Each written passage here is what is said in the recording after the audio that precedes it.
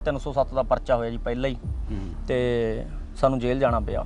ਉਹ ਸਾਨੂੰ ਕਹਿੰਦਾ ਮੈਂ ਤੁਹਾਨੂੰ ਇੱਕ ਇਹੀ ਜੀ ਚੀਜ਼ ਦਿਖਾਉਣੀ ਹੈ ਜਾਂ ਖਵਾਉਣੀ ਹੈ, ਕਹਿੰਦਾ ਸਾਨੂੰ ਤੁਹਾਨੂੰ ਨਜ਼ਾਰਾ ਆ ਜਾਊਗਾ। ਉਹਨੇ ਕਿਤੋਂ ਆਪਣੀ ਘਰ ਵਾਲੀ ਤੋਂ ਅੰਦਰ ਸਮੈਕ ਮੰਗਾਈ ਜੀ। ਮੈਂ ਬੇਨਤੀ ਭੈਣਾਂ ਨੂੰ ਕਰਨੀ ਚਾਹੁੰਦਾ, ਜੇਕਰ ਕੋਈ ਬੱਚਾ ਗਲਤ ਰਾਹ ਪੈ ਗਿਆ, ਵੈਸੇ ਤਾਂ ਮਾਂ-ਬਾਪ ਦਾ ਹੱਕ ਬਣਦਾ ਹੈ, ਜੇ ਉਹਨਾਂ ਨੂੰ ਪਤਾ ਹੈ ਕਿ ਸਾਡਾ ਬੱਚਾ ਗਲਤ ਰਾਹ ਤੇ ਹੈ, ਉਹਨੂੰ ਸਹੀ ਨਹੀਂ ਜੋ ਤੱਕ ਹੁੰਦਾ ਉਹਦਾ ਵਿਆਹ ਹੀ ਨਾ ਕਰਨਾ। ਜਿਸ ਤਰ੍ਹਾਂ ਮੇਰੀ ਸਿੰਘਣੀ ਨੇ ਬਹੁਤ ਸਾਥ ਦਿੱਤਾ ਜੀ ਮੇਰਾ, ਕਦੇ ਵੀ ਉਹਨੇ ਵਿਚਾਰੀ ਨੇ ਲੜਕੇ ਨਹੀਂ ਘਰੋਂ ਵੀ ਲੜਕੇ ਬਾਕੀ ਜਾਂ ਮੇਰੇ ਨਾਲ ਲੜ ਪਈ, ਪਿਆਰ ਨਾਲ ਹੀ ਸਮਝਾਉਣਾ ਵੀ ਇਹ ਗਲਤ ਹੈ, ਤੁਹਾਡਾ ਸਰੀਰ ਖਰਾਬ ਹੋ ਰਿਹਾ, ਆਪਣਾ ਪਰਿਵਾਰ ਖਰਾਬ ਹੋ ਰਿਹਾ, ਆਪਣੀ ਬਦਨਾਮੀ ਹੁੰਦੀ ਹੈ ਜਾਂ ਬੇਇੱਜ਼ਤੀ ਹੈ ਮਹਿਸੂਸ ਮੈਂ ਵੀ ਕਰਦਾ ਸੀਗਾ। ਸਵਾਦ ਦੇਖਦੇ ਦੇਖਦੇ ਬਾਈ ਜੀ ਇੱਕ ਦਿਨ ਮਤਲਬ ਇਸ ਤਰ੍ਹਾਂ ਹੋ ਗਿਆ ਵੀ ਉਹਦੇ ਮੇਰਾ ਖਿਆਲ ਹੈ ਵੀ ਪਤਾ ਹੀ ਲੱਗਿਆ ਕਦੋਂ ਦਲਦਲ ਦੇ ਵਿੱਚ ਅਸੀਂ ਬਿਲਕੁਲ ਧਸ ਗਏ। ਮੇਰੇ ਤੇ 6-7 ਪਰਚੇ ਰਜਿਸਟਰ ਹੋ ਗਏ ਸੀਗੇ ਜੀ, ਬਾਕੀ ਸਾਰੇ ਕਰੀਬ ਪਰਚੇ ਮੇਰੇ ਬਰੀ ਹੋਏ। ਸ਼ਰਾਬ ਜਿਵੇਂ ਉਸ ਟਾਈਮ ਮੈਕਡਾਵਲ ਬਹੁਤ ਜ਼ਿਆਦਾ ਚੱਲਦੀ ਹੁੰਦੀ, ਉਦੋਂ ਸ਼ਰਾਬ ਬੋਤਲ 1.5 ਬੋਤਲ ਕੰਮ ਨਹੀਂ ਕਰਦੀ ਸੀ ਬਾਈ। ਕੁਛ ਘਰੋਂ ਵੀ ਠੀਕ ਸੀਗੇ, ਖਰਚਾ ਪਾਣੀ ਮਿਲਦਾ ਸੀਗਾ ਤੇ ਮੇਰੇ ਕੋਲ 2 ਟਰੱਕ ਸੀਗੇ ਜੀ। ਟਰੱਕਾਂ ਤੋਂ ਉਧਰੋਂ ਵੀ ਡਰਾਈਵਰ ਤੋਂ ਕੋਈ ਕਿਤੇ ਨਾ ਕਿਵੇਂ ਪੈਸੇ ਲੈ ਲੈਣੇ, ਘਰੋਂ ਵੀ ਕੁਝ ਝੂਠ ਬੋਲ ਕੇ ਪੈਸੇ ਲੈ ਲੈਣੇ। 3000 ਰੁਪਏ ਦਾ ਨਸ਼ਾ ਇੱਕ ਟਾਈਮ 'ਚ ਕਰ ਲੈਂਦੇ ਸੀ ਜਦੋਂ ਵਧੀਆ। ਫਿਰ ਇੱਕ ਵਾਰ ਮੇਰੀ ਸਿੰਘਣੀ ਮੇਰੇ ਕੋਲ ਬਹੁਤ ਰੋਣ ਲੱਗ ਗਈ ਆ ਕੇ, ਕਹਿੰਦੀ ਮੈਂ ਪਾਪਾ ਨੂੰ ਕਿਹਾ ਵੀ ਪਾਪਾ ਗੇੜਾ ਮਾਰਿਓ ਪਿੰਡ ਆਇਓ ਤੁਸੀਂ। ਤੇ ਮੇਰੇ ਸਹੁਰਾ ਸਾਹਿਬ ਨੇ ਕਿਹਾ ਹੁਣ ਤਾਂ ਪੁੱਤ ਜਿੱਦੇ ਤੇਰਾ ਸਮਾਨ ਚੱਕ ਕੇ ਲਿਆਵਾਂਗੇ ਉਦੋਂ ਹੀ ਤੇਰੇ ਸਹੁਰੀਆਂ ਆਵਾਂਗੇ, ਵੈਸੇ ਨਹੀਂ ਅਸੀਂ ਆਉਂਦੇ। ਜਦੋਂ ਮਨ ਸਾਫ਼ ਕਰ ਲਿਆ ਸਿੱਧੇ ਰਾਹ ਤੇ ਚੱਲਣ ਵਾਸਤੇ ਤਿਆਰ ਹੋ ਗਏ। ਮਾਲਕ ਨੇ ਕਿਰਪਾ ਕਰੀ, ਇੱਕ ਉੱਥੇ ਬੇਟੇ ਦੀ ਦਾਤ ਬਖਸ਼ਤੀ। ਅੰਮ੍ਰਿਤਧਾਰੀ ਹੋਣ ਕਰਕੇ ਮੇਰੇ ਜਿਹੜੇ ਦੋਸਤ ਸੀਗੇ ਉਹ ਮੈਨੂੰ ਬਾਬਾ ਹੀ ਕਹਿਣ ਲੱਗ ਗਏ, ਰਾਜ ਬਾਬਾ ਜਾਂ ਰਾਜੂ ਬਾਬਾ ਕਹਿਣ ਲੱਗ ਗਏ। ਘੋੜੀ ਲਈ ਜੀ ਅਸੀਂ ਉਹਦਾ ਨਾਮ ਰੱਖਿਆ ਚੰਦਰਮੁਖੀ। ਤੇ ਉਹਨੇ ਬਹੁਤ ਚੰਗਾ ਆ ਕੇ ਬਸ਼ੇਰਾ ਦਿੱਤਾ ਜੀ ਸੁਪਰਭਾਤ ਤੋਂ। ਮੈਂ ਬਸ਼ੇਰਾ ਵੇਚਿਆ ਜੀ ਚੰਗੀ 5.5 ਲੱਖ ਰੁਪਏ ਕੀਮਤ ਦੇ ਵੇਚਿਆ ਜੀ। ਕਿਸੇ ਦੇ ਪਿੱਛੇ ਲੱਗ ਕੇ ਨਹੀਂ ਲੈਣੀ ਘੋੜੀ, ਕਿਸੇ ਨੂੰ ਦੇਖ ਕੇ ਵੀ ਇਹਨੇ ਬਹੁਤ ਪੈਸੇ ਕਮਾ ਲਏ ਆਪਾਂ ਵੀ ਕਮਾ ਲਾਂਗੇ ਬਈ, ਇਹ ਜ਼ਰੂਰੀ ਨਹੀਂ ਹੁੰਦਾ। ਇੱਕ ਬੰਦੇ ਦਾ ਮੰਨ ਲਓ 10 ਲੱਖ ਦਾ ਬੱਚਾ ਵਿਕ ਰਿਹਾ, ਦੂਜੇ ਦਾ ਕੋਈ 10,000 ਦਾ ਵੀ ਨਹੀਂ ਲੈਂਦਾ।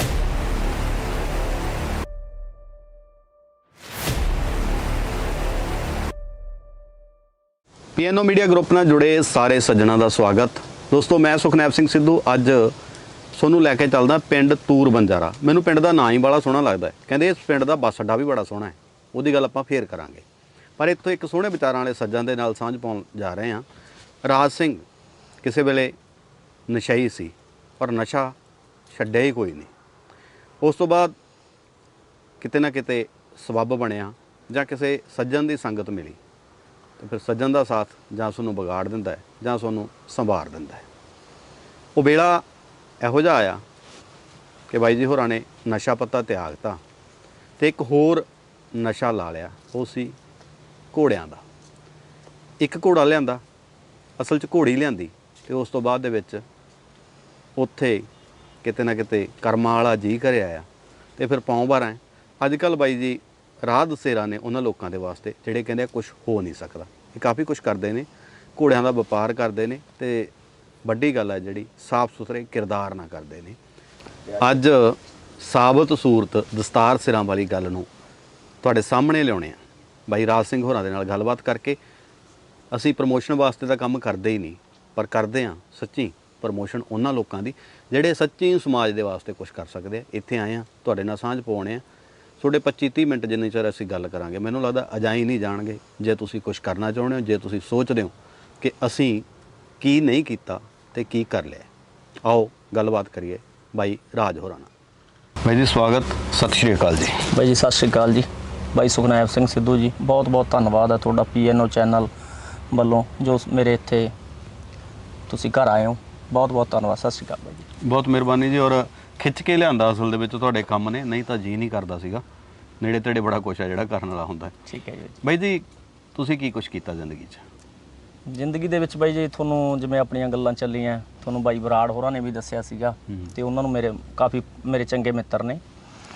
ਮੈਂ 2006 ਦੇ ਵਿੱਚ ਅਸਲ ਵਿੱਚ ਥੋੜ੍ਹਾ ਪਹਿਲਾਂ ਤੋਂ ਐਸੀ ਸੰਗਤ ਦੇ ਵਿੱਚ ਆ ਗਏ ਕਿ ਲੜਾਈ ਝਗੜੇ ਤੇ ਹੋਰ ਮਤਲਬ ਜਿਵੇਂ ਨੌਜਵਾਨਾਂ ਨੂੰ ਥੋੜ੍ਹਾ ਘੈਂਟ ਹੋਣ ਦਾ, ਘੈਂਟ ਕਹਾਉਣ ਦਾ ਸ਼ੌਂਕ ਹੁੰਦਾ ਜੀ, ਵੀ ਮੈਨੂੰ ਕੋਈ ਘੈਂਟ ਕਹੇ ਜਾਂ ਲੋਕ ਸਾਡੇ ਤੋਂ ਡਰਨ, ਇਹ ਵੀ ਹੁੰਦਾ ਸ਼ਾਇਦ।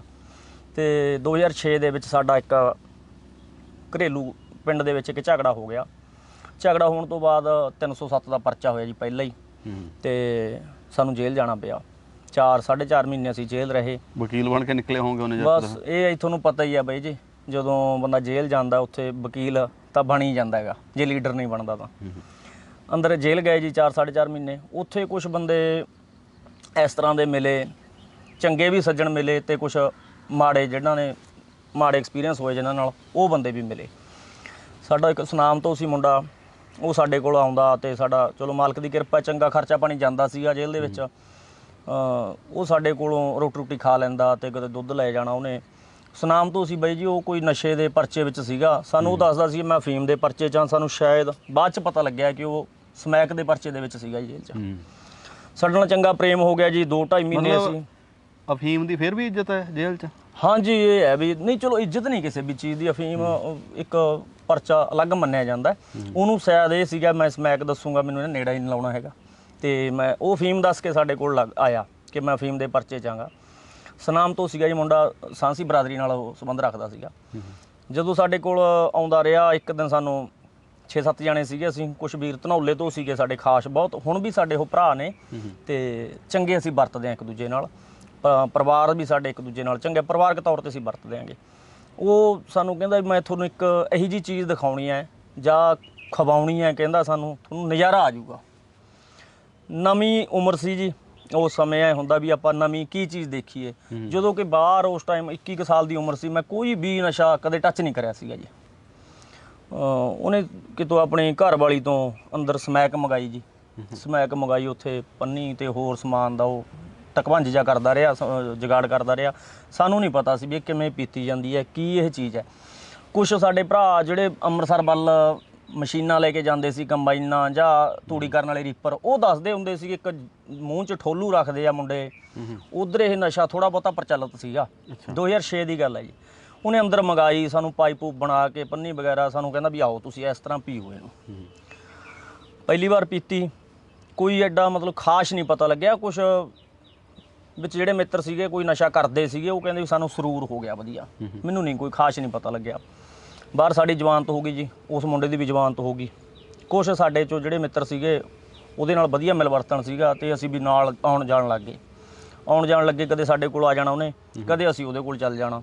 ਫਿਰ ਉਹੀ ਗੱਲਾਂ ਹੋਣੀਆਂ ਵੀ ਦੇਖੀਏ, ਸਵਾਦ ਦੇਖਣਾ ਤੁਸੀਂ। ਸਵਾਦ ਦੇਖਦੇ ਦੇਖਦੇ ਬਾਈ ਜੀ ਇੱਕ ਦਿਨ ਮਤਲਬ ਇਸ ਤਰ੍ਹਾਂ ਹੋ ਗਿਆ ਵੀ ਉਹਦੇ, ਮੇਰਾ ਖਿਆਲ ਹੈ ਵੀ ਪਤਾ ਨਹੀਂ ਲੱਗਿਆ ਕਦੋਂ ਦਲਦਲ ਦੇ ਵਿੱਚ ਅਸੀਂ ਬਿਲਕੁਲ ਧਸ ਗਏ। ਔਰ ਕਿੰਨਾ ਕੁ ਚਿਰ ਬਾਈ ਜੀ ਇਹ ਚੀਜ਼ ਦਾ ਇਲਮ ਨਹੀਂ ਹੋਇਆ ਕਿ ਅਸੀਂ ਨਸ਼ੇ ਵਾਲੇ ਪਾਸੇ ਨੂੰ ਜਾ ਰਹੇ ਹਾਂ? ਬਾਈ ਜੀ ਵੈਸੇ ਨਸ਼ੇ ਵਾਲਾ ਬੰਦਾ ਬਹੁਤ ਘੱਟ ਲੋਕ ਹੁੰਦੇ ਨੇ ਜਿਹੜੇ ਮੰਨਦੇ ਨੇ ਵੀ ਮੈਂ ਨਸ਼ਾ ਕਰਦਾ ਜਾਂ ਮੈਂ ਨਸ਼ੇ ਦਾ ਆਦੀ ਹੋ ਗਿਆ ਜਾਂ ਇਹ ਮੇਰੇ ਲਈ ਮਾੜਾ ਹੈ। ਕਿਤੇ ਦਿਲ ਦੇ ਵਿੱਚ ਦੁੱਖ ਸੀਗਾ ਵੀ ਯਾਰ ਇੰਨਾ ਵਧੀਆ ਜ਼ਿੰਦਗੀ ਸੀਗੀ, ਕਦੇ ਵੀ ਕੋਈ ਉਲਾਂਭਾ ਨਹੀਂ ਲਿਆ ਵੀ ਆਹ ਨਸ਼ੇ ਵਾਲਾ ਬਹੁਤ ਗਲਤ ਕੰਮ ਕਰ ਲਿਆ। ਤੇ ਬਾਹਰ ਆ ਗਏ, ਬਾਹਰ ਆ ਕੇ ਫਿਰ ਨਸ਼ੇ ਦੇ ਵਿੱਚ ਹੋ ਗਏ। ਕੁਛ ਇੱਕ ਤਰ੍ਹਾਂ ਦਾ ਗਰੁੱਪ ਬਣ ਗਿਆ, ਕੋਈ ਲੜਾਈ ਝਗੜਿਆਂ 'ਚ ਵਗ ਗਏ। ਉਸ ਤੋਂ ਬਾਅਦ ਲੜਾਈ ਝਗੜੇ ਦੇ ਵੀ ਪਰਚੇ ਹੋਏ, ਕਿਸੇ 'ਚ ਅਣਪਛਾਤਿਆਂ 'ਚ ਆਏ, ਕਿਸੇ 'ਚ ਸ਼ਰੇਆਮ ਆਏ। ਕਿੰਨੇ ਕੁ ਪਰਚੇ ਹੋ ਗਏ ਬਾਈ ਜੀ? ਮੇਰੇ ਤੇ 6-7 ਪਰਚੇ ਰਜਿਸਟਰ ਹੋ ਗਏ ਸੀਗੇ ਜੀ। ਤੇ ਜਿਨ੍ਹਾਂ 'ਚੋਂ ਮਾਲਕ ਦੀ ਕਿਰਪਾ, ਚਲੋ ਮੈਂ ਇੱਕ ਜਿਹੜਾ ਪਿੰਡ ਵਾਲਾ ਪਰਚਾ ਸੀ ਉਹਦੇ 'ਚੋਂ ਸਾਡੀ ਸਜ਼ਾ ਹੋਈ ਸੀ, ਉਹ ਹਾਈ ਕੋਰਟ ਚੱਲ ਰਿਹਾ। ਬਾਕੀ ਸਾਰੇ ਕਰੀਬ ਪਰਚੇ ਮੇਰੇ ਬਰੀ ਹੋ ਗਏ ਜੀ। ਤੇ ਨਸ਼ਾ ਪੱਤਾ ਕਿੰਨਾ ਕੁ ਚਿਰ ਕਰਦੇ ਰਹੇ, ਕੀ ਕੁਛ ਕਰ ਰਿਹਾ ਬਾਈ ਜੀ? 2010 ਤੱਕ ਕਾਫੀ ਨਸ਼ਾ ਹੋਇਆ। ਫਿਰ ਤਾਂ ਤੁਹਾਨੂੰ ਪਤਾ ਹੀ, ਜਦੋਂ ਪਹਿਲੀ ਸਟੈਪ ਹੀ ਸਿਖਰਲਾ ਸਟੈਪ ਸੀਗਾ, ਫਿਰ ਥੱਲੇ ਵਾਲਾ ਤਾਂ ਕੁਝ ਨਹੀਂ ਛੱਡਿਆ ਹੈਗਾ ਬਾਈ। ਉਹ ਸਾਰੇ ਕਰਦੇ ਰਹੇ ਆਮ ਚੀਜ਼ਾਂ ਦਾ। ਹਾਂਜੀ, ਕੇਸਾਂਧਾਰੀ ਹੁੰਦੇ ਸੀ ਪਹਿਲਾਂ ਵੀ? ਨਹੀਂ, ਹਾਂ, ਮੈਂ ਦਾੜੀ ਵਗੈਰਾ ਕੱਟ ਕੇ ਰੱਖਦਾ ਸੀਗਾ ਜੀ, ਤੇ ਸਿਰ ਤੇ ਮੈਂ ਪਰਨਾ ਬੰਨ੍ਹ ਕੇ ਰੱਖਦਾ ਸੀਗਾ ਜ਼ਿਆਦਾਤਰ। ਕੇਸ ਮੇਰੇ ਕੱਟੇ ਹੋਏ ਸੀਗੇ ਜ਼ਿਆਦਾਤਰ ਜੀ। ਅੱਛਾ, ਤੇ ਫਿਰ ਕੀ ਕੁਛ ਕਰਦੇ ਰਹੇ ਵੈਸੇ ਦੱਸੋਗੇ ਥੋੜਾ? ਬਈ ਜ਼ਿਆਦਾਤਰ ਤਾਂ ਮੇਨ ਜਿਹੜੀ ਬਦਨਾਮ ਹੋਇਆ ਉਹ ਸਮੈਕ 'ਚ ਹੋਏ ਜੀ। ਜ਼ਿਆਦਾ ਸਮੈਕ ਪੀਤੀ ਤੇ ਸ਼ਰਾਬ ਵਗੈਰਾ ਦਾ ਕੰਮ ਨਹੀਂ ਕਰਦੀ ਸੀ ਇੰਨਾ, ਕਿਉਂਕਿ ਜਦੋਂ ਪਹਿਲਾਂ ਹੀ ਨਸ਼ਾ ਬਹੁਤ ਜ਼ਿਆਦਾ ਹੈ। ਹਾਂਜੀ, ਸ਼ਰਾਬ ਜਿਵੇਂ ਉਸ ਟਾਈਮ ਮੈਕਡਾਵਲ ਬਹੁਤ ਜ਼ਿਆਦਾ ਚੱਲਦੀ ਹੁੰਦੀ, ਉਦੋਂ ਸ਼ਰਾਬ ਬੋਤਲ 1.5 ਬੋਤਲ ਕੰਮ ਨਹੀਂ ਕਰਦੀ ਸੀ ਬਾਈ। ਹੋਰ ਚੀਜ਼ਾਂ ਤਾਂ ਫਿਰ ਤੁਹਾਨੂੰ ਪਤਾ ਹੀ ਹੈ ਜੀ, ਸੁਲਫਾ ਇਹਦੇ ਨਾਲ ਹੀ ਰਿਲੇਟਡ ਹੈ।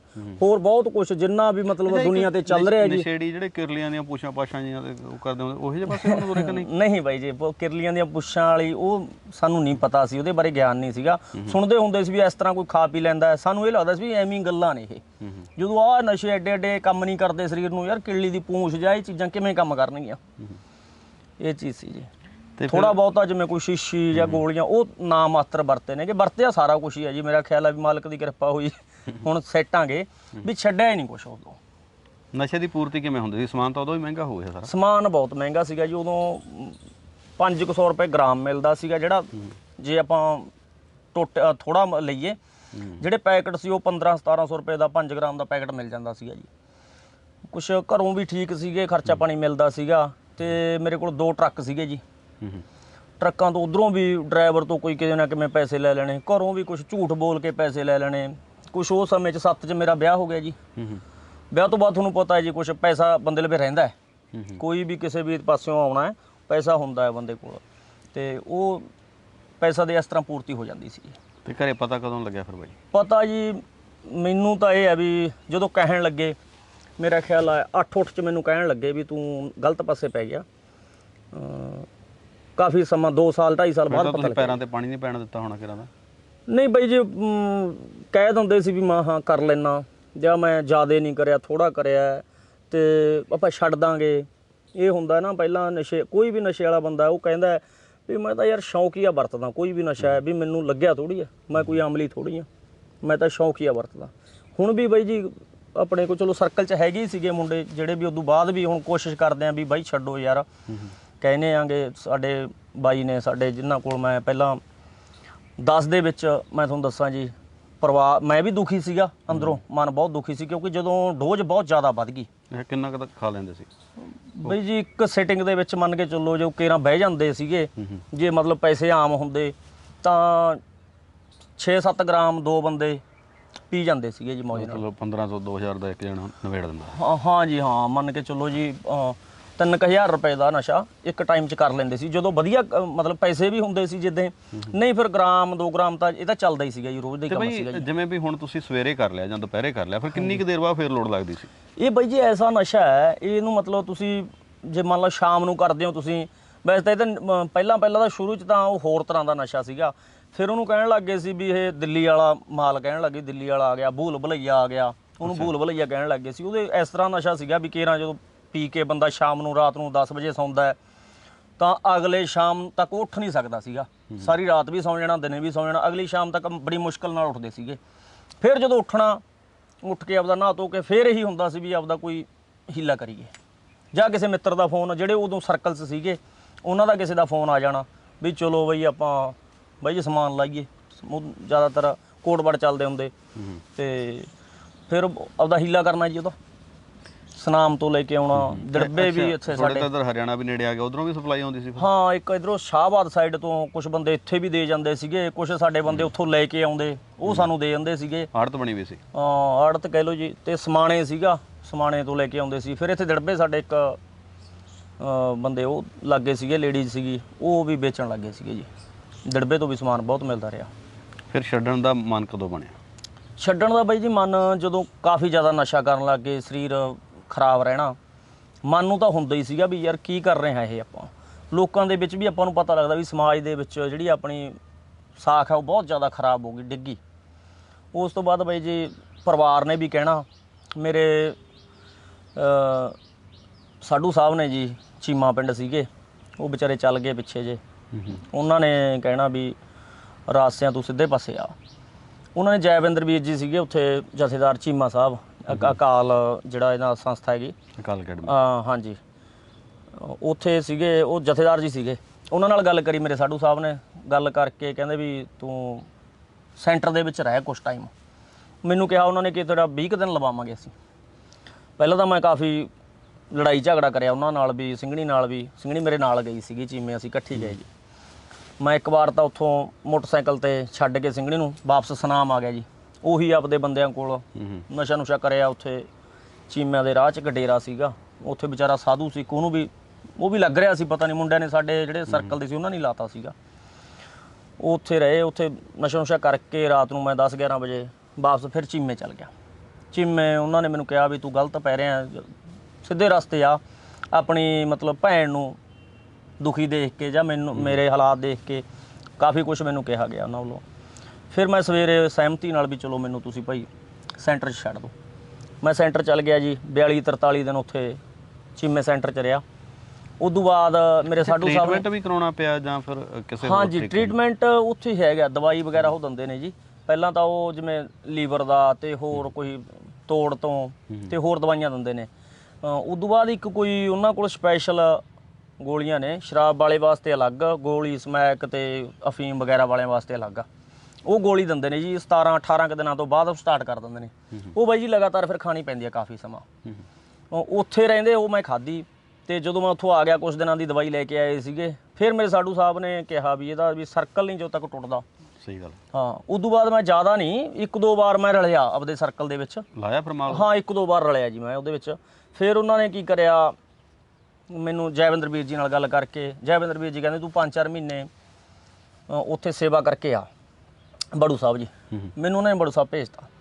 ਬੜੂ ਸਾਹਿਬ ਮੈਂ 5-4 ਮਹੀਨਿਆਂ ਵਾਸਤੇ ਸੇਵਾ ਕਰਨ ਵਾਸਤੇ ਗਿਆ ਜੀ। ਉੱਥੇ ਬੜਾ ਵਧੀਆ, ਮੈਂ ਅੰਮ੍ਰਿਤ ਵੀ ਉੱਥੇ ਛਕ ਲਿਆ ਸੀਗਾ।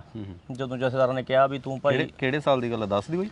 ਹਾਂ ਜੀ 10 'ਚ ਚੱਲ ਗਿਆ ਸੀ ਮੈਂ। 10 'ਚ ਹੀ ਮੈਂ ਅੰਮ੍ਰਿਤ ਛਕ ਲਿਆ ਸੀਗਾ ਜੀ। ਉਸ ਟਾਈਮ ਥੋੜੀ ਦਾੜੀ ਆ ਗਈ ਸੀ, ਅੰਮ੍ਰਿਤ ਛਕ ਲਿਆ। ਚਲੋ ਮਾਲਕ ਦੀ, ਬਾਬੇ ਨਾਨਕ ਦੀ ਕਿਰਪਾ ਹੋਈ ਜੀ, ਮੈਂ ਸਹੀ ਰਸਤੇ ਤੇ ਆ ਗਿਆ। ਇਹ ਇੱਕ ਮੈਂ ਹੋਰ ਬੇਨਤੀ ਕਰਨਾ ਚਾਹੁੰਦਾ, ਜ਼ਿਆਦਾਤਰ ਕੀ ਹੁੰਦਾ ਹੈ ਜਦੋਂ ਕੋਈ ਬੰਦਾ ਨਸ਼ੇ ਤੇ ਲੱਗ ਜਾਂਦਾ ਹੈ, ਉਹਨਾਂ ਦਾ ਪਰਿਵਾਰ, ਸਮਾਜ ਹੈ ਜਿਹੜਾ, ਉਹ ਤਾਂ ਉਹਨੂੰ ਦੁਰਕਾਰਦਾ ਹੀ ਦੁਰਕਾਰਦਾ ਹੈ। ਸਮਾਜ ਦੇ ਲੋਕ ਕਹਿੰਦੇ ਨੇ ਵੀ ਮਾੜਾ ਬੰਦਾ, ਇਹਦੇ ਲਵੇ ਨਾ ਲੱਗੋ, ਤੇ ਪਰਿਵਾਰ ਵੀ ਉਹਨੂੰ ਦੁਰਕਾਰ ਦਿੰਦਾ ਹੈ। ਜ਼ਿਆਦਾਤਰ ਜਿਹੜਾ ਹਮਸਫਰ ਹੈ, ਘਰ ਵਾਲੀ ਹੈ ਬੰਦੇ ਦੇ, ਉਹ ਜ਼ਿਆਦਾਤਰ ਕੀ ਹੈ, ਲੜਾਈ ਝਗੜਾ ਰਹਿਣ ਲੱਗ ਜਾਂਦਾ ਪਰਿਵਾਰਾਂ 'ਚ। ਮਾਤਾ ਪਿਤਾ ਨੇ ਉਹ ਵੀ ਭਾਈ ਇੰਨਾ ਖਰਚਾ ਕਰਦਾ ਤੂੰ, ਇਹ ਕਰਦਾ, ਇਦੋਂ ਦਾ ਤੂੰ ਮਰੀ ਜਾਂਦਾ, ਇਦੋਂ ਸਾਡੇ ਮੁੰਡਾ ਹੀ ਨਾ ਹੁੰਦਾ, ਇਸ ਤਰ੍ਹਾਂ ਹੋਣ ਲੱਗ। ਕੁੜੀ ਹੁੰਦੀ ਅਸੀਂ ਵਿਆਹ ਕੇ ਤੋੜ ਦਿੰਦੇ। ਪਰ ਬਾਈ ਜੀ ਗੱਲ ਇਹ ਹੈ ਵੀ ਮੈਂ ਬੇਨਤੀ ਭੈਣਾਂ ਨੂੰ ਕਰਨੀ ਚਾਹੁੰਦਾ, ਜੇਕਰ ਕੋਈ ਬੱਚਾ ਗਲਤ ਰਾਹ ਪੈ ਗਿਆ, ਵੈਸੇ ਤਾਂ ਮਾਂ-ਬਾਪ ਦਾ ਹੱਕ ਬਣਦਾ ਹੈ, ਜੇ ਉਹਨਾਂ ਨੂੰ ਪਤਾ ਹੈ ਕਿ ਸਾਡਾ ਬੱਚਾ ਗਲਤ ਰਾਹ ਤੇ ਹੈ, ਉਹਨੂੰ ਸਹੀ ਨਹੀਂ ਜਦੋਂ ਤੱਕ ਹੁੰਦਾ ਉਹਦਾ ਵਿਆਹ ਹੀ ਨਾ ਕਰਨਾ। ਸਹੀ ਗੱਲ। ਜੇ ਇੱਕ ਪਰਿਵਾਰ ਦੁਖੀ ਹੈ, ਜਦੋਂ ਵਿਆਹ ਹੋ ਜਾਂਦਾ ਜੀ 2-3 ਪਰਿਵਾਰ ਤੇ ਕਿੰਨੇ ਜੀ ਦੁਖੀ ਹੋ ਜਾਂਦੇ ਨੇ ਬਾਈ ਜੀ। ਉਸ ਤੋਂ ਬਾਅਦ ਬੇਨਤੀ ਇਹ ਹੈ ਵੀ ਜੇ ਨਹੀਂ ਪਤਾ ਜਾਂ ਵਿੱਚ ਦੀ ਕਿਤੇ ਬੰਦਾ ਬਾਅਦ 'ਚ ਲੱਗ ਗਿਆ, ਤਾਂ ਭੈਣਾਂ ਨੂੰ ਬੇਨਤੀ ਹੈ ਵੀ ਜਿਸ ਤਰ੍ਹਾਂ ਮੇਰੀ ਸਿੰਘਣੀ ਨੇ ਬਹੁਤ ਸਾਥ ਦਿੱਤਾ ਜੀ ਮੇਰਾ, ਕਦੇ ਵੀ ਉਹਨੇ ਵਿਚਾਰੀ ਨੇ ਲੜਕੇ ਨਹੀਂ ਘਰੋਂ ਵੀ ਲੜਕੇ ਬਾਕੀ ਜਾਂ ਮੇਰੇ ਨਾਲ ਲੜ ਪਈ, ਪਿਆਰ ਨਾਲ ਹੀ ਸਮਝਾਉਣਾ ਵੀ ਇਹ ਗਲਤ ਹੈ, ਤੁਹਾਡਾ ਸਰੀਰ ਖਰਾਬ ਹੋ ਰਿਹਾ, ਆਪਣਾ ਪਰਿਵਾਰ ਖਰਾਬ ਹੋ ਰਿਹਾ, ਆਪਣੀ ਬਦਨਾਮੀ ਹੁੰਦੀ ਹੈ ਜਾਂ ਬੇਇੱਜ਼ਤੀ ਹੈ ਮਹਿਸੂਸ ਮੈਂ ਵੀ ਕਰਦਾ ਸੀਗਾ। ਪਰ ਜਦੋਂ ਬੰਦਾ ਨਸ਼ੇ 'ਚ ਲੱਗਿਆ ਹੁੰਦਾ ਜੀ, ਉਹ 2 ਦਿਨ 4 ਦਿਨ ਭੁੱਲ ਜਾਂਦਾ ਉਹ ਗੱਲ ਨੂੰ, ਫਿਰ ਧਰਮਰਾਜ ਹੀ ਹੁੰਦਾ ਨਾ। ਹਾਂ ਜੀ ਹਾਂ। ਤੇ ਇੱਕ ਕੀ ਹੈ, ਇੱਕ ਮੇਰੇ ਤੇ ਪਰਚਾ ਹੋਇਆ ਉਸ ਟਾਈਮ ਦੇ ਵਿੱਚ, ਕਿਸੇ ਮਿੱਤਰ ਨਾਲ ਮੈਂ ਚੱਲ ਗਿਆ ਜੀ। ਮੈਂ ਕਾਰਾਂ ਦਾ ਵੀ ਥੋੜਾ ਬਹੁਤਾ, ਮੈਂ ਤੁਹਾਨੂੰ ਦੱਸਿਆ ਮੇਰੇ ਕੋਲ ਟਰੱਕ ਵੀ ਸੀਗੇ ਉਸ ਟਾਈਮ। ਅੱਛਾ। ਤੇ ਕਾਰਾਂ ਦਾ ਵੀ ਖਰੀਦ ਫਰੋਖਤ ਦਾ ਮੈਂ ਕੰਮ ਕਰ ਲੈਂਦਾ ਸੀਗਾ। ਮੈਂ ਟਹਾਣੇ ਕਾਰ ਖਰੀਦੀ ਇੱਕ, ਅਸੀਂ ਨਸ਼ਾ ਕਰ ਰਹੇ ਸੀਗੇ। ਮੈਂ ਗੱਲ ਕਰੀ ਵੀ ਮੈਂ ਯਾਰ ਕੱਲ ਨੂੰ ਟਹਾਣੇ ਕਾਰ ਲੈਣ ਜਾਣਾ ਹੈ, ਉੱਥੇ ਖਰੀਦੀ ਖੜੀ ਹੈ ਇੱਕ ਕਾਰ। ਨਾਲ ਸੀਗਾ ਮੁੰਡਾ, ਉਹ ਕਹਿੰਦਾ ਯਾਰ ਮੈਨੂੰ ਵੀ ਨਾਲ ਲੈ ਚੱਲੀ। ਤੇ ਮੇਰਾ ਸੀਗਾ ਲੜਾਈ ਝਗੜਿਆ ਤਾਂ ਹੈਗਾ ਹੀ ਸੀਗਾ। ਮੈਂ ਨਜਾਇਜ਼ ਅਸਲਾ ਲੈਣ ਵਾਸਤੇ ਕਾਫੀ ਵਾਰ, ਉਹ ਬੰਦੇ ਕੋਲ ਹੈਗਾ ਸੀਗਾ ਨਜਾਇਜ਼ ਅਸਲਾ, ਕਾਫੀ ਵਾਰ ਉਹਨੂੰ ਫੋਰਸ ਕੀਤਾ ਮੈਨੂੰ ਨਜਾਇਜ਼ ਅਸਲਾ ਲੈ ਕੇ ਦੇ। ਮੈਂ ਉਹਦੇ ਨਾਲ ਚੱਲ ਗਿਆ ਜੀ, ਅਸੀਂ ਹਿਸਾਰ ਚੱਲ ਗਏ। ਉਹਨੇ ਆਪਦਾ ਨਸ਼ਾ ਲੈਣ ਜਾਣਾ ਸੀਗਾ, ਮੈਂ ਨਜਾਇਜ਼ ਅਸਲਾ ਲੈਣ ਜਾਣਾ ਸੀਗਾ। ਵਾਪਸੀ ਤੇ ਅਸੀਂ ਮੈਨੂੰ ਉਹ ਕਹਿੰਦਾ ਰਿਹਾ ਯਾਰ ਵੀ ਅਸਲੇ ਵਾਲਾ ਬੰਦਾ ਫੋਨ ਨਹੀਂ ਚੱਕਦਾ। ਪਤਾ ਨਹੀਂ ਉਹ ਮੈਨੂੰ ਸਿਰਫ ਨਸ਼ੇ ਵਾਸਤੇ ਲੈ ਕੇ ਗਿਆ ਸੀਗਾ ਜਾਂ ਮੈਨੂੰ ਨਹੀਂ ਪਤਾ ਉਹ ਕੀ ਗੱਲ ਸੀਗੀ ਸਾਰੀ। ਨਜਾਇਜ਼ ਅਸਲੇ ਵਾਲਾ ਉਹਨੇ ਮੈਨੂੰ ਜਵਾਬ ਦੇ ਦਿੱਤਾ, ਕਹਿੰਦਾ ਬੰਦਾ ਫੋਨ ਨਹੀਂ ਚੱਕਦਾ। ਨਾ ਮੈਨੂੰ ਉਹਦਾ ਘਰ ਲੱਭਿਆ, ਤੇ ਉਹ ਆਪਦਾ ਸਮਾਨ ਲੈ ਕੇ ਰੇਲ ਗੱਡੀ 'ਚ ਕਿਸੇ ਹੋਰ ਮੁੰਡੇ ਨੂੰ ਫੜਾ ਕੇ ਚੜਾਤਾ। ਅਸੀਂ ਕਾਰ 'ਚ ਵਾਪਸ ਆ ਗਏ। ਉਹ ਮੁੰਡਾ, ਉਹਨੂੰ ਫੋਨ, ਮੈਂ ਅਸੀਂ ਘਰੇ ਜਾਣ ਵਾਸਤੇ ਮੈਂ ਕਿਹਾ ਵੀ ਚੰਗਾ ਵੀ ਤੂੰ ਆਪਣੇ ਘਰੇ ਜਾ, ਮੈਂ ਆਪਦੇ ਜਾਣਾ। ਉਹਨੇ ਕੀ ਕਰਿਆ ਬੰਦੇ ਨੇ, ਮੈਨੂੰ ਕਹਿੰਦਾ ਨਹੀਂ ਆਪਾਂ ਨੂੰ ਸਮਾਨ ਸੁਨਾਮ ਤੋਂ ਫੜ ਕੇ ਲੈ ਕੇ ਆਉਣਾ ਪੈਣਾ। ਅਸੀਂ ਬਾਈ ਜੀ ਅੱਛਾ ਬਾਈ ਟ੍ਰੇਨ, ਉਹ ਬਾਈ ਟ੍ਰੇਨ ਸੁਨਾਮ ਆ ਗਿਆ, ਅਸੀਂ ਬਾਏ ਕਾਰ ਸੁਨਾਮ। ਫਿਰ ਰਾਤ ਨੂੰ ਜਾਣਾ ਪਿਆ ਜੀ। ਵਾਪਸੀ ਤੇ ਉਹ ਬੰਦੇ ਦਾ ਕੋਈ ਸੀਗਾ ਸਰਕਲ, ਤੇ ਪੁਲਿਸ ਨਾਲ ਉਹਨੇ ਗੱਲਬਾਤ ਕਰਕੇ ਮੇਰੇ ਤੇ ਉਹ ਪਰਚਾ, ਨਸ਼ੇ ਵਾਲਾ ਪਰਚਾ ਮੇਰੇ ਉੱਤੇ ਪਵਾਤਾ ਜੀ। ਨਾ ਫੜਿਆ ਗਿਆ ਸੀ ਉੱਥੇ ਨਸ਼ਾ? ਹਾਂ, ਉਹ ਕਾਰ 'ਚ ਜਦੋਂ ਉਹਨੇ ਲੈ ਕੇ ਕਾਰ ਦੇ ਵਿੱਚ ਡੈਸ਼ਬੋਰਡ 'ਚ ਰੱਖਤਾ ਜੀ। ਜਦੋਂ ਪੁਲਿਸ ਆਈ ਆਪ ਉਹ ਨਿਕਲ ਗਿਆ। ਮੈਨੂੰ ਪਤਾ ਨਹੀਂ ਸੀਗਾ ਵੀ ਕੀ ਗੱਲ ਹੈ, ਕਿਉਂ ਭੱਜਿਆ। ਵੈਸੇ ਮੈਨੂੰ ਪਤਾ ਸੀ ਵੀ ਨਸ਼ਾ ਇਹਦੇ ਕੋਲ ਹੈਗਾ, ਪਰ ਇਹ ਨਹੀਂ ਪਤਾ ਸੀ ਵੀ ਕਾਰ 'ਚ ਰੱਖਤਾ ਇਹਨੇ। ਮੈਨੂੰ ਸੀਗਾ ਸ਼ਾਇਦ ਇਹ ਲੈ ਕੇ ਭੱਜ ਗਿਆ। ਜਦੋਂ ਪੁਲਿਸ ਆਈ ਉਹਨਾਂ ਨੇ ਆ ਕੇ ਦੇਖਿਆ ਸਾਰਾ ਕੁਛ, ਤੇ ਫੋਨ ਤੇ ਉਦੋਂ ਪਹਿਲਾਂ ਮੈਂ ਉਹ ਕਰਦਾ ਸੁਣਿਆ ਸੀ, ਕਹਿੰਦਾ ਸਾਡੇ ਕੋਲ ਸਮੈਕ ਹੈ, ਅਸੀਂ ਇੱਥੇ ਬੈਠੇ ਆਂਗੇ ਢਾਬੇ ਤੇ ਬੈਠੇ ਖਾਣਾ ਖਾ ਰਹੇ ਸੀਗੇ। ਉਹ ਪਰਚੇ ਨੇ ਵੀ ਕਾਫੀ ਬਦਨਾਮੀ ਵੀ ਹੋਈ ਤੇ ਮਨ ਨੂੰ ਵੀ ਬਹੁਤ ਲੱਗਿਆ। ਫਿਰ ਇੱਕ ਵਾਰ ਮੇਰੀ ਸਿੰਘਣੀ ਮੇਰੇ ਕੋਲ ਬਹੁਤ ਰੋਣ ਲੱਗ ਗਈ ਆ ਕੇ, ਕਹਿੰਦੀ ਮੈਂ ਪਾਪਾ ਨੂੰ ਕਿਹਾ ਵੀ ਪਾਪਾ ਗੇੜਾ ਮਾਰਿਓ, ਪਿੰਡ ਆਇਓ ਤੁਸੀਂ। ਤੇ ਮੇਰੇ ਸਹੁਰਾ ਸਾਹਿਬ ਨੇ ਕਿਹਾ ਹੁਣ ਤਾਂ ਪੁੱਤ ਜਿੱਦੇ ਤੇਰਾ ਸਮਾਨ ਚੱਕ ਕੇ ਲਿਆਵਾਂਗੇ ਉਦੋਂ ਹੀ ਤੇਰੇ ਸਹੁਰੀਆਂ ਆਵਾਂਗੇ, ਵੈਸੇ ਨਹੀਂ ਅਸੀਂ ਆਉਂਦੇ ਹੈਗੇ। ਕੁਛ ਇਸ ਤਰ੍ਹਾਂ ਦੇ ਹਾਲਾਤਾਂ ਨੇ ਵੀ ਬਹੁਤ ਮਨ ਤੇ ਪ੍ਰਭਾਵ ਕਰਿਆ ਜੀ। ਤੇ ਜਿਵੇਂ ਕਹਦੇ ਉਹ ਆਖਰੀ ਉਹ ਸੱਟ ਲੱਗੀ, ਉਹ ਤੋਂ ਵੀ ਬਹੁਤ ਮਨ ਉਦਾਸ ਹੋ ਕੇ ਫਿਰ ਮੈਂ ਇੱਧਰ ਆਇਆ ਜੀ। ਉੱਥੇ ਬੜੂ ਸਾਹਿਬ ਗਏ, ਅੰਮ੍ਰਿਤ ਛਕਿਆ, ਫਿਰ ਕਿੰਨਾ ਟਾਈਮ ਉੱਥੇ ਸੇਵਾ ਕੀਤੀ ਤੇ ਮਾਹੌਲ ਬਦਲ ਗਿਆ? ਬਾਈ ਜੀ 4 ਸਾਲ ਉੱਥੇ ਰਹੇ ਅਸੀਂ। ਮੈਂ 14 ਦੇ ਲਾਸਟ ਦੇ ਵਿੱਚ ਉੱਥੋਂ ਆਇਆਗਾ। ਉਹ ਵੀ ਆਪਣੀ ਭੈਣ ਦੀ ਇਕੱਲੀ ਭੈਣ ਸੀਗੀ, ਮੈਂ ਇਕੱਲਾ ਹੀ ਭਰਾ ਸੀਗਾ ਜੀ। ਉਹਦੀ ਵਿਆਹ ਸੀਗਾ, ਉਹਦਾ ਰੱਖਿਆ ਹੋਇਆ, ਮੇਰਾ ਖਿਆਲ ਹੈ 11ਵੇਂ 12ਵੇਂ ਮਹੀਨੇ 'ਚ ਹੋਊਗਾ। ਉਦੋਂ ਫਿਰ ਮੈਂ ਭੈਣ ਦੀ ਸ਼ਾਦੀ ਵਿਆਹ ਕਰਕੇ ਮੈਨੂੰ ਆਉਣਾ ਪਿਆ। ਘਰੇ ਮੰਮੀ ਡੈਡੀ ਫਿਰ ਇਕੱਲੇ ਸੀਗੇ। ਨਹੀਂ ਮੇਰਾ ਮਨ ਸੀਗਾ ਮੈਂ ਉੱਥੇ ਹੀ ਰਹਾਂ, ਮਹਾਰਾਜ ਨੇ ਕਿਰਪਾ ਦਾਤ ਬਖਸ਼ੀ। ਉਦੋਂ ਪਹਿਲਾਂ ਕੀ ਸੀਗਾ, ਬੱਚੇ ਦਾ ਕਈ ਵਾਰ ਮਿਸਕੈਰੇਜ ਹੋ ਗਿਆ ਸੀਗਾ। ਬੱਚੇ ਦੀ 6ਵੇਂ 7ਵੇਂ ਮਹੀਨੇ 'ਚ ਜਾ ਕੇ ਹਾਰਟ ਬੀਟ ਬੰਦ ਹੋ ਜਾਂਦੀ ਸੀ ਤੇ ਅਬੋਰਸ਼ਨ ਕਰਾਉਣਾ ਪੈਂਦਾ। ਉੱਥੇ ਮਾਲਕ ਨੇ ਐਸੀ ਕਿਰਪਾ ਕਰੀ, ਕੋਈ ਵੀ ਬਾਈ ਜੀ ਅਸੀਂ ਦਵਾਈ ਨਹੀਂ ਖਾਧੀ ਹੈਗੀ। ਸਿੰਗੜੀ ਨੇ ਕੋਈ ਦਵਾਈ ਨਹੀਂ ਲਈ, ਕੋਈ ਜਿਵੇਂ ਇੱਥੇ ਦਾ ਫੋਲਿਕ ਐਸਿਡ ਹੋਰ ਪਤਾ ਨਹੀਂ ਕਿੰਨਾ ਕੁਛ ਇੰਜੈਕਸ਼ਨ ਐਸੇ ਸੀਗੇ। Madam Kalpana Singh life and hospital 'ਚੋਂ ਲੁਧਿਆਣੇ ਤੋਂ ਲਾਸਟ ਜਦੋਂ ਟ੍ਰੀਟਮੈਂਟ ਹੋਇਆ, ਉਹਨਾਂ ਨੇ ਇਹ ਕਹਿਤਾ ਸੀ ਵੀ ਜਿਸ ਦਿਨ ਪ੍ਰੈਗਨੈਂਸੀ ਹੋਊਗੀ ਉਸ ਦਿਨ ਤੋਂ ਲੈ ਕੇ ਡਿਲੀਵਰੀ ਤੱਕ ਤੁਹਾਨੂੰ ਬੈੱਡ ਤੇ ਰਹਿਣਾ ਪਊ ਤੇ ਹਸਪੀਟਲ ਹੀ ਰਹਿਣਾ ਪਊਗਾ। ਜਿਹੜੇ ਇੰਜੈਕਸ਼ਨ ਸੀਗੇ ਕੋਈ ਮਹੀਨਾ 2 ਮਹੀਨਿਆਂ ਬਾਅਦ ਲੱਗਦੇ ਸੀ, ਉਹ ਕਹਿੰਦੇ ਵੀ ਥੋੜ੍ਹੇ ਦਿਨਾਂ ਬਾਅਦ ਉਹ ਇੰਜੈਕਸ਼ਨ ਲੱਗਿਆ ਕਰੂ। ਕਾਫੀ ਮਹਿੰਗਾ ਟ੍ਰੀਟਮੈਂਟ ਸੀਗਾ ਤੇ ਪਰ ਉਹ ਸਾਨੂੰ ਟ੍ਰੀਟਮੈਂਟ ਦੀ ਲੋੜ ਨਹੀਂ ਪਈ। ਮਾਲਕ ਨੇ ਅਸੀਂ ਗੁਰੂ ਨਾਨਕ ਪਾਤਸ਼ਾਹ ਨੇ ਕਿਰਪਾ ਕਰੀ ਜੀ। ਕੋਈ ਇੱਕ ਗੋਲੀ ਵੀ ਨਹੀਂ ਖਾਧੀ ਹੈਗੀ। ਇੱਕ ਅਸੀਂ ਨਿਊਰੋਥੈਰੇਪੀ ਇੱਕ ਹੈਗਾ ਟ੍ਰੀਟਮੈਂਟ ਜੀ, ਉਹ ਟ੍ਰੀਟਮੈਂਟ ਜ਼ਰੂਰ ਉੱਥੇ ਥੋੜ੍ਹਾ ਬਹੁਤਾ ਲਿਆ ਕੁਛ ਟਾਈਮ। ਤੇ ਡਾਕਟਰ ਗਾਂਧੀ ਜੀ ਸੀਗੇ ਇੱਥੋਂ ਚੰਡੀਗੜ੍ਹ ਤੋਂ, ਉਹਨਾਂ ਦੀ ਦੇਖ ਰੇਖ 'ਚ ਸੁਨੀਲ ਡਾਕਟਰ ਸੀਗਾ ਜਿਹੜਾ ਨਿਊਰੋਥੈਰੇਪਿਸਟ ਸੀਗਾ ਉੱਥੇ ਬੜੂ ਸਾਹਿਬ। ਉੱਥੋਂ ਉਹਨਾਂ ਤੋਂ ਜ਼ਰੂਰ ਥੋੜ੍ਹਾ ਟਾਈਮ ਅਸੀਂ ਟ੍ਰੀਟਮੈਂਟ ਲਿਆ, ਸਿੰਘਣੀ ਨੇ ਲਿਆ। ਤੇ ਵੈਸੇ ਅਦਰਵਾਈਜ਼ ਅਸੀਂ ਕੋਈ ਇਲਾਜ ਨਹੀਂ ਕਰਵਾਇਆ ਜੀ। ਮਾਲਕ ਨੇ ਅਸੀਂ ਉੱਥੇ ਸੇਵਾ ਦੀ ਲਾ ਲਓ, ਸਾਡੀ ਜਦੋਂ ਮਨ ਸਾਫ਼ ਕਰ ਲਿਆ, ਸਿੱਧੇ ਰਾਹ 'ਤੇ ਚੱਲਣ ਵਾਸਤੇ ਤਿਆਰ ਹੋ ਗਏ। ਮਾਲਕ ਨੇ ਕਿਰਪਾ ਕਰੀ, ਇੱਕ ਉੱਥੇ ਬੇਟੇ ਦੀ ਦਾਤ ਬਖਸ਼ਤੀ। ਫਿਰ ਸਾਡਾ ਤਾਂ ਮੇਰਾ ਇਹ ਸੀ ਮਨ ਕਿ ਮੈਂ ਬੜੂ ਸਾਹਿਬ ਹੀ ਰਹਾਂ ਤੇ ਉੱਥੇ ਹੀ ਆਪਣੇ ਬੇਟੇ ਨੂੰ ਬੱਚੇ ਨੂੰ ਪੜ੍ਹਾਵਾਂ। ਪਰ ਇੱਥੇ ਤੁਹਾਨੂੰ ਪਤਾ ਜੀ ਘਰ ਦੀਆਂ ਮਜਬੂਰੀਆਂ, ਉਹ ਫਿਰ ਸਾਨੂੰ ਆਉਣਾ ਪਿਆ ਜੀ ਇੱਥੇ।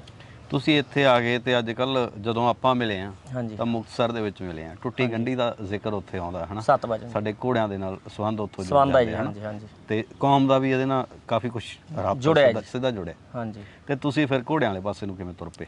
ਘੋੜਿਆਂ ਵਾਲੇ ਪਾਸੇ ਨੂੰ ਬਾਈ ਜੀ ਮੇਰਾ ਮਨ ਸੀਗਾ ਪਹਿਲਾਂ ਤੋਂ ਹੀ। ਮੇਰੇ ਫਾਦਰ ਸਾਹਿਬ ਵੀ ਕਈ ਵਾਰ ਕਹਿ ਜਾਂਦੇ ਹੁੰਦੇ ਸੀ ਵੀ ਯਾਰ ਆਪਾਂ ਵੀ ਕੋਈ ਬੱਚਾ ਲੈ ਕੇ ਪਾਲੀਏ। ਸਾਡੇ ਪਿੰਡ ਦੇ ਵਿੱਚ ਕਾਫੀ ਘੋੜੀਆਂ ਰੱਖਦੇ ਨੇ ਮੁੰਡੇ ਤੇ ਪੁਰਾਣੇ ਪਰਿਵਾਰ ਨੇ ਕਾਫੀ ਘੋੜੀਆਂ ਰੱਖਦੇ ਨੇ ਜੀ। ਦੇਖਦਾ ਰਹਿੰਦਾ ਸੀ ਬਚਪਨ ਤੋਂ, ਮੈਨੂੰ ਥੋੜ੍ਹਾ ਥੋੜ੍ਹਾ ਸ਼ੌਂਕ ਸੀਗਾ। ਪਹਿਲੀ ਵਾਰ ਤਾਂ ਵੈਸੇ ਮੈਂ 11-12 ਸਾਲ ਦਾ ਸੀਗਾ ਜਦੋਂ ਮੈਂ ਘੋੜੀ ਦੀ ਸਵਾਰੀ ਕਰੀ ਜੀ। ਤਾਂਘ ਸੀਗੀ ਇੱਕ ਦਿਲ ਦੇ ਵਿੱਚ ਵੀ ਆਪਾਂ ਕਦੇ ਕੋਈ ਘੋੜੀ ਰੱਖਾਂਗੇ। ਫਿਰ ਬਾਈ ਜੀ ਮੈਂ ਸਾਡਾ ਦੋਸਤ ਹੈਗਾ ਇੱਥੇ ਦੀਪ ਸਿੱਧੂ ਤੇ ਨਾਲ ਹੀ ਬਿੰਦਰ ਹੈ ਉਹਦਾ ਭਰਾ, ਉਹਨਾਂ ਨੂੰ ਮੈਂ ਕਹਿੰਦਾ ਰਹਿੰਦਾ ਸੀਗਾ ਦੀਪ ਨੂੰ। ਦੀਪ ਦਾ ਮੇਰੇ ਨਾਲ ਸੀਗਾ ਕਾਫੀ ਪੁਰਾਣਾ ਸੰਬੰਧ ਸੀ, ਬਚਪਨ ਤੋਂ ਕਾਫੀ ਸਮੇਂ ਤੋਂ ਮਿੱਤਰਾਂਗੇ ਜੀ। ਉਹਨੂੰ ਮੈਂ ਕਹਿੰਦਾ ਰਹਿੰਦਾ ਸੀ ਯਾਰ ਮੈਨੂੰ ਵੀ ਕੋਈ ਘੋੜੀ ਦਵਾ ਦਿਓ, ਕੋਈ ਛੋਟਾ ਜਿਹਾ ਬੱਚਾ ਦਵਾ ਦਿਓ, ਕੋਈ ਤੁਸੀਂ ਇਹ ਦੇ ਦਿਓ। ਉਹ ਚੰਗੀਆਂ ਘੋੜੀਆਂ ਰੱਖਦੇ ਸੀਗੇ ਜੀ, ਨੌਕਰੀਆਂ ਮਤਲਬ 5 ਲੱਖ ਦੇ 6 ਲੱਖ ਦੀ ਚੰਗੇ ਕੀਮਤ 'ਤੇ ਸੇਲ ਕਰਦੇ ਸੀਗੇ। ਉਹ ਕਹਿੰਦੇ ਬਾਬਾ ਕੋਈ ਗੱਲ ਨਹੀਂ। ਮੈਨੂੰ ਜਦੋਂ ਅੰਮ੍ਰਿਤ ਛਕਿਆ ਜੀ ਉਦੋਂ ਬਾਅਦ ਮੈਂ ਇੱਥੇ ਆਇਆ, ਅੰਮ੍ਰਿਤਧਾਰੀ ਹੋਣ ਕਰਕੇ ਮੇਰੇ ਜਿਹੜੇ ਦੋਸਤ ਸੀਗੇ ਉਹ ਮੈਨੂੰ ਬਾਬਾ ਹੀ ਕਹਿਣ ਲੱਗ ਗਏ, ਰਾਜ ਬਾਬਾ ਜਾਂ ਰਾਜੂ ਬਾਬਾ ਕਹਿਣ ਲੱਗ ਗਏ। ਉਹ ਕਹਿੰਦਾ ਬਾਬਾ ਕੋਈ ਗੱਲ ਨਹੀਂ ਤੈਨੂੰ ਅਸੀਂ ਘੋੜੀ ਦਵਾ ਦਾਂਗੇ, ਪਰ ਸਾਡੇ ਲਵੇ ਮਹਿੰਗੇ ਸੌਦੇ ਨੇ, ਤੈਂ ਪਹਿਲੀ ਵਾਰ ਲੈਣੀ ਹੈ, ਤੂੰ ਥੋੜ੍ਹਾ ਜਿਹਾ ਸਸਤਾ ਲੈ ਲਈ ਸੌਦਾ, ਨਾਲੇ ਤਾਂ ਤੈਨੂੰ ਸਮਝ ਆ ਜੂ, ਸਵਾਕ ਮਿਲ ਜਾਂਦਾ। ਹਾਂ ਉਹ ਵੀ ਸ਼ਾਇਦ ਮੈਨੂੰ ਇਹ ਦੇਖ ਰਹੇ ਸੀ ਵੀ ਜਦੋਂ ਇਹ ਪਰਪੱਕ ਹੋ ਜੇ ਪੂਰਾ, ਸਾਨੂੰ ਦੇਖ ਕੇ ਨਾ ਘੋੜੀ ਲੈ ਲੈ ਮੁੜ ਕੇ ਸਾਹਮਣੇ ਨਾ, ਵੀ ਜਦੋਂ ਐ ਪਰਪੱਕ ਹੋ ਜੇ ਫਿਰ ਦਵਾਈਏ। 3-4 ਸਾਲ ਬਾਈ ਜੀ 14 'ਚ ਮੈਂ ਆਇਆ, ਫਿਰ ਮੈਂ ਮੇਰਾ ਖਿਆਲ 16-17 ਤੋਂ ਉਹਨਾਂ ਨੂੰ ਕਹਿਣ ਲੱਗਿਆ ਵੀ ਯਾਰ ਦਬਾਓ। ਉਹਨੇ 2-3 ਸਾਲ ਮੈਨੂੰ ਕਹਿੰਦੇ ਰਹੇ ਕੋਈ ਨਾ ਦਬਾਉਨੇ ਆ। ਮੰਡੀ 2-3 ਮੰਡੀਆਂ ਲੰਘੀਆਂ ਜੀ। ਫਿਰ ਕੀ ਹੋਇਆ, ਇੱਥੋਂ ਮੈਂ 3-4 ਸਾਡੇ ਪਿੰਡ 'ਚ ਸੀਗੇ ਜਾਨਵਰ ਬਕਾਊ ਸੀ ਜਿਹੜੇ, ਮੈਂ ਪੁੱਛਦਾ ਰਿਹਾ, ਉਹ ਕਹਿੰਦੇ ਕੋਈ ਨਾ ਤੈਨੂੰ ਦਬਾਵਾਂਗੇ। ਫਿਰ ਮੈਂ ਮੰਡੀ 'ਤੇ ਲੈ ਗਏ ਜੀ ਮੈਨੂੰ ਨਾਲ, ਉਹ ਜਦੋਂ ਮੈਂ ਹਟਿਆ ਨਾ ਉਹਨਾਂ ਨੂੰ ਕਹਿੰਦਾ ਰਿਹਾ। ਤੇ 18 ਦੇ ਵਿੱਚ ਬਾਈ ਜੀ ਮਾਘੀ ਦੀ ਮੰਡੀ 'ਤੇ ਗਏ ਅਸੀਂ ਮੁਕਤਸਰ। ਹਾਂਜੀ ਮੁਕਤਸਰ ਸਾਹਿਬ। ਉੱਥੇ ਇੱਥੋਂ ਨੇ ਜੀ ਢਾਬਾਂ ਤੋਂ ਨੇ ਬਜ਼ੁਰਗ, ਬਾਗੜੀ ਬਰਾਦਰੀ ਨਾਲ ਸੰਬੰਧ ਰੱਖਦੇ ਨੇ। ਉਹਨਾਂ ਕੋਲ ਘੋੜੀਆਂ ਸੀਗੀਆਂ ਬਹੁਤ ਚੰਗੀਆਂ। ਬਾਈ ਸੁਖਜਿੰਦਰ ਆਪਣਾ ਨੀਟਾ ਜੀ ਬਠਿੰਡੇ ਤੋਂ, ਉਹਨਾਂ ਨੇ ਸਾਨੂੰ ਗਾਈਡ ਕੀਤਾ। ਬਿੰਦਰ ਨੇ ਬਾਈ ਨੇ ਸਾਡੇ ਨਾਲ ਸੀਗੇ ਪਿੰਡੋਂ, ਗਿਆਨੀ ਸੀਗਾ ਜੀ, ਕਾਲਾ ਸੀ ਬਾਈ ਤੇ ਦਲਵੀਰ ਜੀ ਸੀਗੇ। ਉਹਨਾਂ ਨੂੰ ਕਿਹਾ ਨੀਟਾ ਬਾਈ ਨੇ, ਕਹਿੰਦਾ ਵੀ ਉਹ ਘੋੜੀਆਂ 2 ਨੇ ਬਹੁਤ ਚੰਗੀਆਂ ਨੇ, ਆਪਣੇ ਘੋੜੇ ਤੋਂ ਸੁਪਰਭਾਤ ਤੋਂ ਗੱਭਣ ਨੇ। ਬਾਈ ਕੋਲ ਰੱਖਿਆ ਸੀਗਾ ਘੋੜਾ ਨੀਟੇ ਕੋਲ, ਉਹ ਤੋਂ ਗੱਭਣ ਨੇ, ਤੁਸੀਂ ਇਹ ਘੋੜੀਆਂ 'ਚੋਂ ਇੱਕ ਘੋੜੀ ਲੈ ਲਓ। ਚਲੋ ਅਸੀਂ ਪਤਾ ਕੀਤਾ ਜੀ, ਘੋੜੀਆਂ ਕਾਫੀ ਜ਼ਿਆਦਾ ਰੇਂਜ ਦੀਆਂ ਸੀਗੀਆਂ। ਮੇਰਾ ਬਜਟ ਸੀਗਾ ਵੀ ਆਪਾਂ 70-80 ਹਜ਼ਾਰ ਦੀ, ਲੱਖ ਖੰਡ ਦੇ ਵਿੱਚ ਘੋੜੀ ਲੈਣੀ ਹੈ। ਤੇ ਉਹ ਮੈਂ 1.25 ਲੱਖ ਦਾ ਫਿਰ ਇਹਨਾਂ ਨੇ ਬਾਈ ਹੋਰਾਂ ਨੇ ਕਹਿ ਕੇ ਵੀ ਚੰਗੀ ਘੋੜੀ ਆ ਯਾਰ, ਵੀ ਤੂੰ 20-30 ਹਜ਼ਾਰ ਰੁਪਏ ਪਿੱਛੇ ਨਾ ਛੱਡ, ਤੂੰ ਘੋੜੀ ਇਹ ਲੈ ਲੈ। ਘੋੜੀ ਲਈ ਜੀ ਅਸੀਂ ਉਹਦਾ ਨਾਮ ਰੱਖਿਆ ਚੰਦਰਮੁਖੀ। ਤੇ ਉਹਨੇ ਬਹੁਤ ਚੰਗਾ ਆ ਕੇ ਬਸ਼ੇਰਾ ਦਿੱਤਾ ਜੀ ਸੁਪਰਭਾਤ ਤੋਂ। ਫਿਰ ਬਾਈ ਹੋਰਾਂ ਦੀ ਸਾਰੀ ਗੱਲਬਾਤ ਇਹਨਾਂ ਨੇ ਦੱਸਿਆ ਵੀ ਆਪਾਂ ਚੰਗੇ ਘੋੜੇ ਤੋਂ ਮੇਟ ਕਰਾਉਣੀ ਆ ਦੁਬਾਰਾ ਘੋੜੀ। ਉਹ ਘੋੜਾ ਦੁਬਾਰਾ ਵੇਖ ਕੇ ਉਸ ਟਾਈਮ ਹੈ ਨਹੀਂ ਸੀ ਬਾਈ ਕੋਲ, ਨੀਟੇ ਕੋਲ, ਉਹ ਚੱਲ ਗਿਆ ਸੀਗਾ ਬਾਬਾ ਗਗਨਦੀਪ ਕੋਲ, ਇੱਧਰ ਹੀ ਮੋਹਾਲੀ ਸਾਈਡ। ਫਿਰ ਸਾਡੇ ਬਾਬਾ ਜੀ ਨੇ ਰਫੀਕ ਖਾਨ ਜੀ, ਫੀਕਾ ਕਹਿ ਦਿੰਦੇ ਆ ਜੀ, ਬਸਾਰੇ ਤੋਂ, ਇਹਨਾਂ ਨੇ ਤੇ ਜਿਹੜੇ ਮੇਰੇ ਪਿੰਡ ਵਾਲੇ ਦੋਸਤ ਸੀਗੇ, ਦੀਪ ਹੋ ਗਿਆ, ਬਿੰਦਰ ਹੋ ਗਿਆ, ਇਹਨਾਂ ਨੇ ਕਹਿ ਕੇ ਵੀ ਆਪਾਂ ਕਾਲੇ ਕਾਂਟੇ ਤੋਂ ਘੋੜੀ ਮਲਾਈਏ। ਅਸੀਂ ਘੋੜੀ ਕਾਲੇ ਕਾਂਟੇ ਤੋਂ ਮਲਾਈ ਜੀ। ਕਾਲਾ ਕਾਂਟਾ ਕਿਹਦੇ ਕੋਲ ਸੀ? ਕਾਲਾ ਕਾਂਟਾ ਬਾਈਬਲ ਸੀਗਾ ਜੀ, ਬਾਈ ਸਰਦਾਰ ਆਪਣੇ ਸੁਰਜੀਤ ਸਿੰਘ ਹੋਰਾਂ ਕੋਲ। ਇਹ ਅਸੀਂ ਮੇਰਾ ਖਿਆਲ ਆ ਸਾਲ ਤਾਂ 19 ਸੀਗਾ ਜੀ, ਪਤਾ ਨਹੀਂ 20 ਸੀਗਾ, ਤੇ ਸੀਗੀ ਉਹ 18 ਮਾਰਚ ਦਾ ਉਹਦਾ ਜਨਮ ਹੈ, ਤੇ 29 ਮਾਰਚ ਨੂੰ ਅਸੀਂ ਘੋੜੀ ਮਲਾਈ ਸੀ ਦੁਬਾਰਾ। ਘੋੜੀ ਮਲਾਉਣ ਤੋਂ ਬਾਅਦ ਉਹਨੇ ਬਸ਼ੇਰੀ ਦਿੱਤੀ ਜੀ ਕਾਲੇ ਕਾਂਟੇ ਤੋਂ, ਬਹੁਤ ਚੰਗੀ। ਅੱਜ ਕੱਲ੍ਹ ਉਹ ਬਾਈ ਕੋਲ ਗਿੱਦੜਬਾਹੇ ਹੈ ਜੀ, ਬਲਰਾਜ ਸਿੰਘ ਜੀ ਨੇ, ਜੰਡੀਆਂ ਪਿੰਡ, ਉਹਨਾਂ ਕੋਲ ਹੈ ਜੀ, ਚੈਰੀ ਨਾਮ ਹੈ, ਬਹੁਤ ਚੰਗੀ। ਇਹ ਜਿਹੜੀ ਘੋੜੀ ਸੀ ਇਹ ਵੀ ਬੜੇ ਚੰਗੇ ਖਾਨਦਾਨ, ਆਲੀਸ਼ਾਨ ਖਾਨਦਾਨ ਚੋਂ ਸੀਗੀ ਜੀ, ਤੇ ਬੜੇ ਚੰਗੇ ਬੱਚੇ ਆਏ, ਦੋ ਬੱਚੇ ਬਹੁਤ ਚੰਗੀ ਸੋਹਣੀ ਕੀਮਤ ਤੇ ਵੇਚੇ ਜੀ। ਘੋੜੀ ਨਾਲੋਂ 10-11 ਗੁਣਾ ਕੀਮਤ ਤੇ ਮੈਂ ਦੋਵੇਂ ਬੱਚੇ ਵੇਚੇ ਜੀ। ਅੱਛਾ। ਹਾਂਜੀ। ਫਿਰ ਮੈਂ ਲੈ ਕੇ ਆਇਆ, ਹੋਰ ਘੋੜੀਆਂ ਖਰੀਦ ਲਈਆਂ ਜੀ। ਫਿਰ ਕੁਛ ਮਤਲਬ ਵੇਚ ਵੱਟ ਵੀ ਕੀਤੀ ਆ ਥੋੜੀ ਬਹੁਤ। ਵੇਚ ਵੱਟ ਚੋਂ ਨਹੀਂ ਮੈਂ ਕਦੇ ਕੋਈ ਵਧੀਆ ਨਹੀਂ ਖੱਟੀ ਹੈਗੀ ਵੀ ਆਪਾਂ ਚੰਗੇ ਰੁਪਈਏ ਕਮਾ ਲਏ, ਕਿਉਂਕਿ ਇਹ ਕੰਮ ਥੋੜਾ ਜਿਹਾ ਹੈਗਾ ਸਾਲਾ ਝੂਠ ਜਿਹਾ ਬੋਲਣ ਵਾਲਾ ਕੰਮ ਹੈ, ਜਿਹੜਾ ਸਹੀ ਗੱਲ ਵਪਾਰ ਵਾਲਾ ਕੰਮ ਹੈ, ਉਹ ਆਪਣੇ ਤੋਂ ਕਰਿਆ ਨਹੀਂ ਜਾਂਦਾ ਜੀ। ਤੇ ਲੈ ਕੇ 2 ਲੱਖ ਦੀ ਅਗਲਾ ਕਹਿੰਦਾ ਹਾਂ ਬਰੀਡਿੰਗ ਆਪਾਂ, ਚਲੋ ਮਾਲਕ ਦੀ ਕਿਰਪਾ ਜੀ, ਬਾਬੇ ਨਾਨਕ ਨੇ ਬਹੁਤ ਰੰਗ ਲਾਏ ਨੇ। ਮੈਂ ਕੀਤਾ ਆਪਣਾ ਕਾਲੇ ਕਾਂਟੇ ਤੋਂ ਬਸ਼ੇਰੀ ਲਈ ਜੀ, ਸੁਪਰਭਾਤ ਤੋਂ ਬਸ਼ੇਰਾ ਆਇਆ ਆਪਣੇ ਘਰੇ।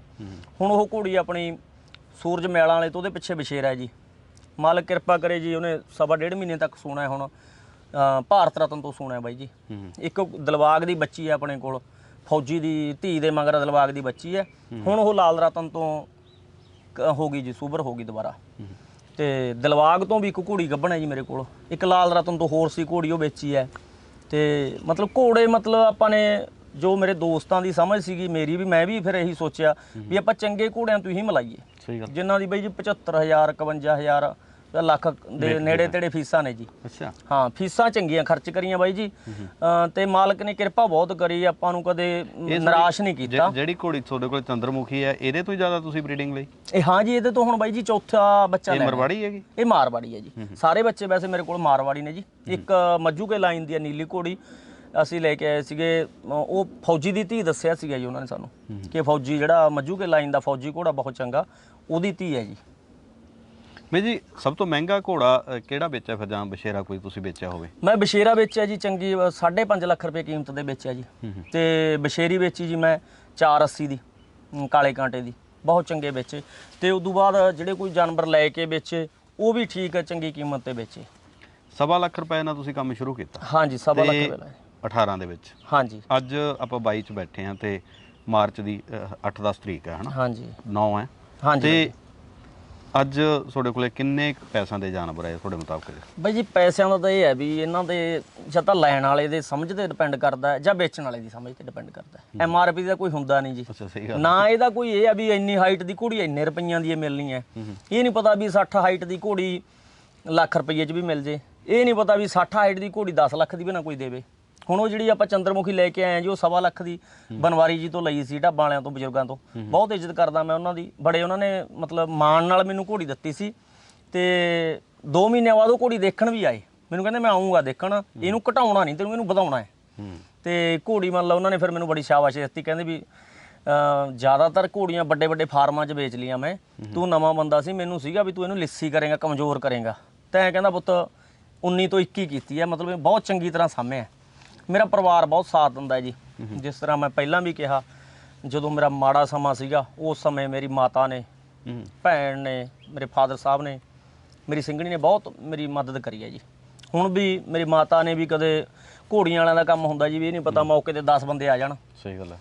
ਤੇ ਮਾਤਾ ਨੇ ਜਾਂ ਸਿੰਘਣੀ ਨੇ ਕਦੇ ਤਿਉੜੀ ਨਹੀਂ ਪਾਈ ਜੀ। ਜਦੋਂ ਕੋਈ ਪ੍ਰਸ਼ਾਦੇ ਦਾ ਟਾਈਮ ਆ ਤਾਂ ਪ੍ਰਸ਼ਾਦਾ ਹੀ ਬਣਾਉਣਾ, ਚਾਹੇ 10 ਬੰਦਿਆਂ ਦਾ ਬਣਾਉਣਾ ਪੈ ਜੇ। ਚਾਹ ਦਾ ਟਾਈਮ ਆ ਤਾਂ ਚਾਹ ਵੀ ਬਣਾਉਣੀ ਹੈ ਜੀ।